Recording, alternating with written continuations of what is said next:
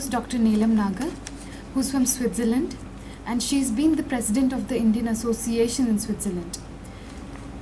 She has worked for 15 years in West Africa for UNICEF, and currently she is promoting dual vocational education in her motherland. I welcome you, ma'am, on behalf of higher education. Thank you. And I would request you to deliver a lecture on vocational education. Thank you. शुक्रिया. धन्यवाद.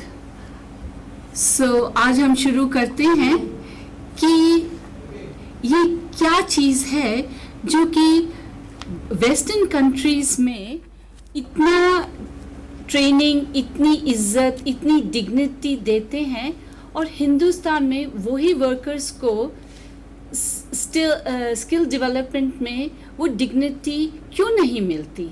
So my question is, why not in India? I have thought about this question. I बहुत सोचा, देखा, तो हमको 2-3 चीज़ें हमको पता लगी कि जो यहाँ पर चेंज लानी पड़ेगी. तो हम यहाँ पर नॉलेज कंसोर्टियम ऑफ गुजरात की तरफ से हम यहाँ पे उन्होंने सेवरल इनिशिएटिव्स लिए हैं जिससे जो कि वाइब्रेंट गुजरात में लिए गए थे और उन्होंने डिपार्टमेंट ऑफ एजुकेशन से बहुत कुछ कोशिश करी है और अभी भी कोशिश जारी है कि कैसे बच्चों को नॉलेज, एजुकेशन और इज्जत और डिग्निटी के साथ बढ़ाया जाए और उनका भविष्य ऊपर लाया जाए. तो I am going to try and talk about the country that I come from, my adopted country, जो कि स्विट्ज़रलैंड है. और वहाँ पर सबसे ज़्यादा इम्पोर्टेंस दी गई है कि vocational training and skill development को. Now it is Switzerland is rich, बहुत अमीर मुल्क है, बट वो ये इसलिए नहीं है कि उनके पास बैंक्स हैं, बहुत सारा पैसा है, बट उनके पास इतनी ज़्यादा स्किल्ड लेबर है, qualified vocational, educational and skilled labour बच्चों की है जो कि उस इकोनॉमी को वो लोग कंट्रीब्यूट करते हैं. जीडीपी उनका बढ़ता है और इतना उसमें एडेड पर्क्स होते हैं जिससे कि वो कंट्री इतनी अमीर और प्रोग्रेसिव कहलाती है.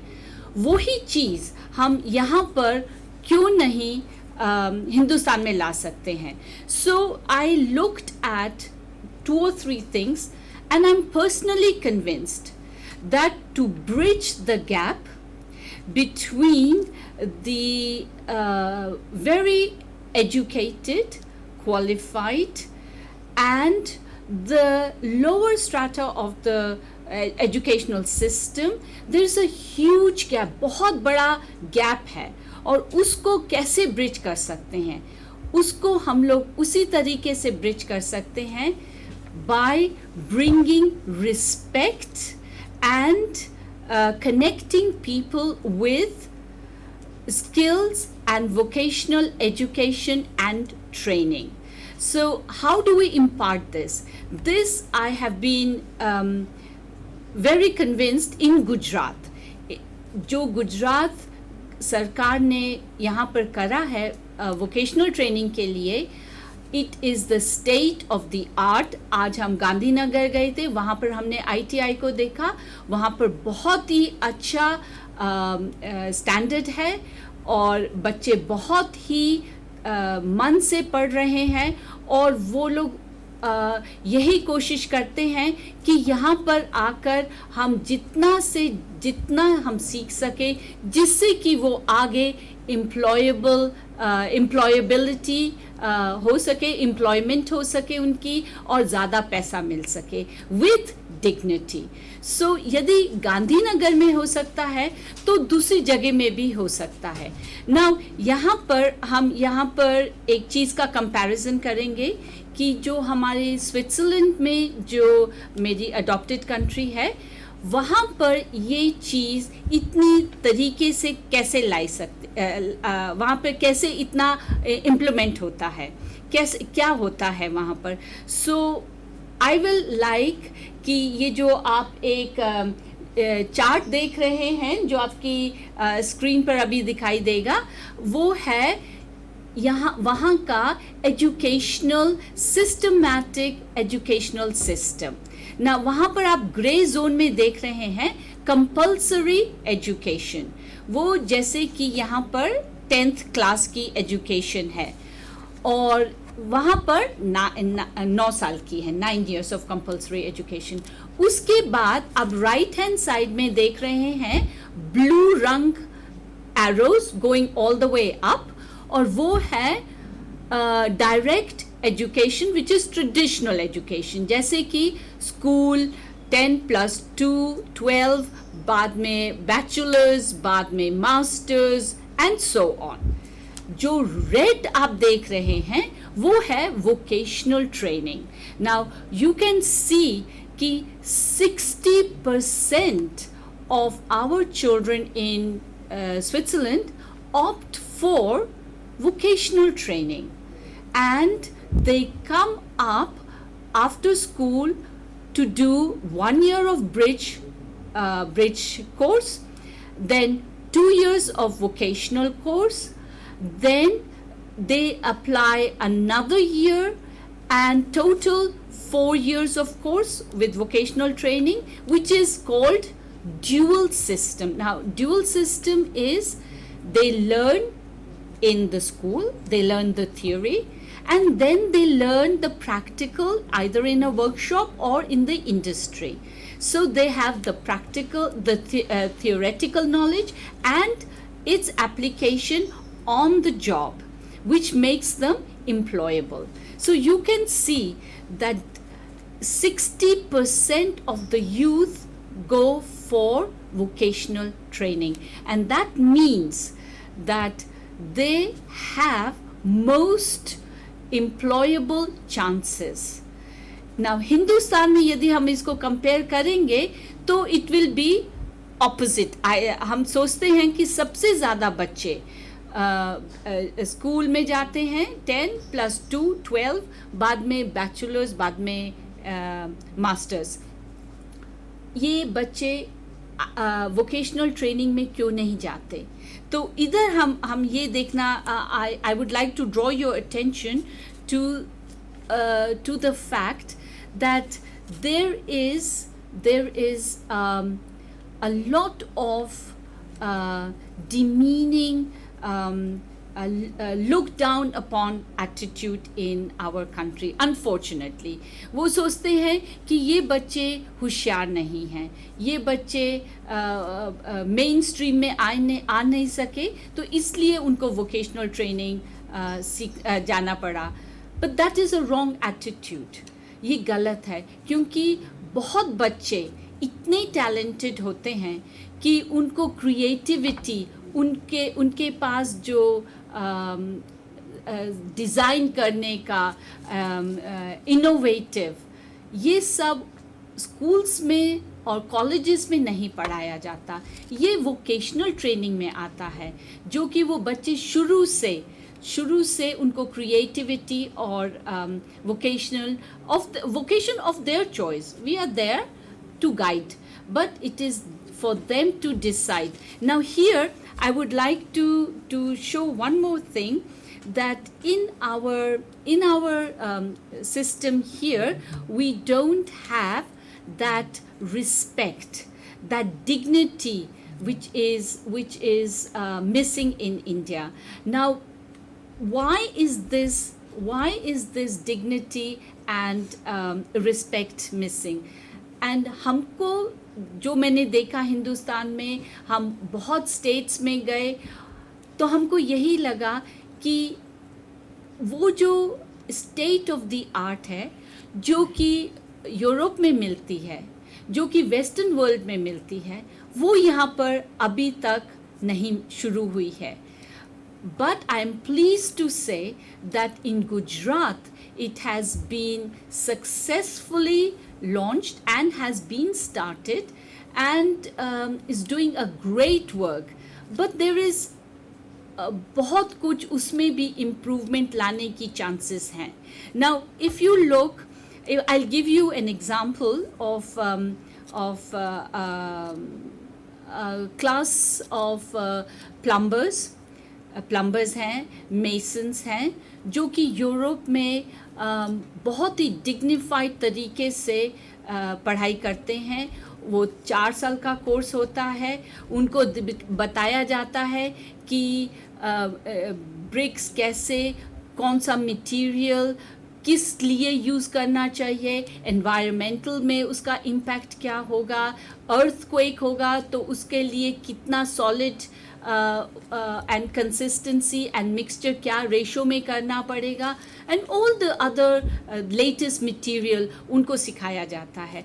उसके अंदर वो लोग हाई टेक्नोलॉजी लाते हैं, जैसे कि प्लम्बिंग है तो वो लोग अपना लैपटॉप साथ में लाते हैं. यदि कुछ ख़राब हुआ तो वो डायग्राम उनके पास दिखाई दे जाता है, तो उनको पता है यहाँ से खोलेंगे वहाँ से खोलेंगे तो एकदम से प्रॉब्लम डिटेक्ट हो जाएगी, and they can successfully address the issue, and they come, they do their work, and because they are aware, they have been taught how to implement it, and without damaging, without wasting anything. So ये चीज़ अभी हिंदुस्तान में, गुजरात में है, but अभी उसमें भी बहुत सारा development, there is a lot of development which is and enhancement which is needed, but I was very pleased to see that it is being done. Then of course another very important point is the mindset of parents, pupils, and above all the civil society that needs to be addressed. And how do we do this? Now हमने जो यहाँ पर हम 4.5 साल से आ रहे हैं हिंदुस्तान में, पर गुजरात में हम पहली बार आए और हमने देखा कि ये कौन सी चीज़ है जो पेरेंट्स को, जो प्यूपल्स को इन चीज़ों में एक्सेप्ट नहीं करते कि मेरा बच्चा ITI में जाए या वोकेशनल स्कूल में जाए. क्यों होता है ऐसा? Why is it? And to my best of my ability, I have come to the conclusion that, and I'm passionately convinced that 10 plus 2, which is 12, is not equal to 10 plus 2 years of ITI. Now, यदि वो equal status नहीं देंगे और फिर ITI के बाद फिर उनको बोला जाए कि यदि आप आगे पढ़ना चाहते हैं, बैचलर्स करना चाहते हैं, तो फिर आपको 12 करनी पड़ेगी, तो उस बच्चे को एक तो demoralising, it is time wasting, it is not cost effective, और आगे के बच्चे बढ़ते चले जाएंगे और इन बच्चों को फिर से रिपीट करना पड़ेगा. So that is absolutely unacceptable from my point of view.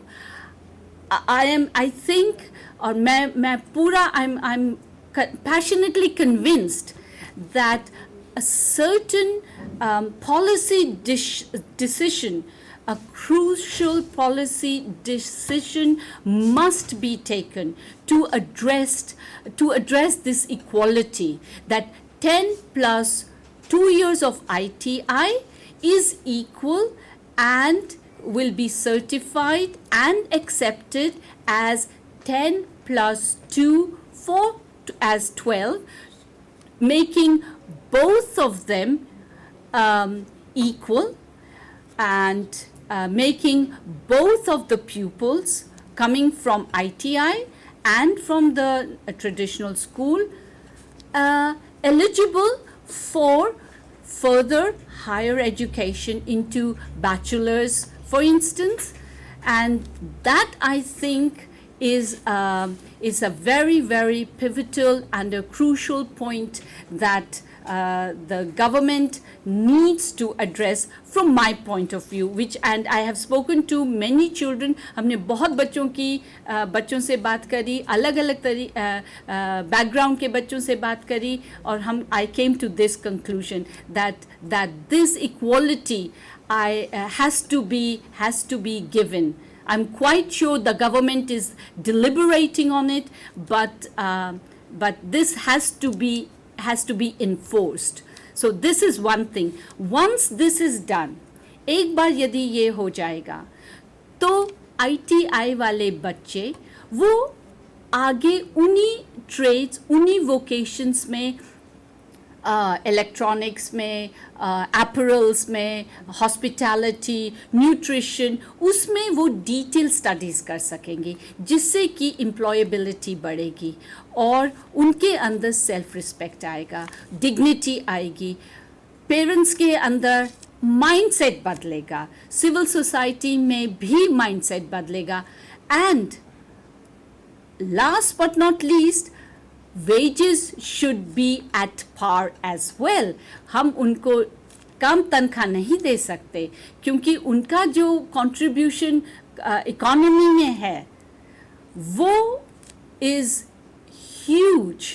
With skill development, the productivity, it is enormous, and we cannot underestimate the importance of skills, quality workforce, जो कि skilled labor, जो कि वो skills जो सीखते हैं, उनको हम अंडर एस्टिमेट नहीं कर सकते, उनको डिमीनिंग नहीं कर सकते, उनको उतनी ही इज्जत डिग्निटी से देंगे जो कि हम दूसरे प्रोफेशंस को देते हैं. So our quality of skilled labor will be tremendously and significantly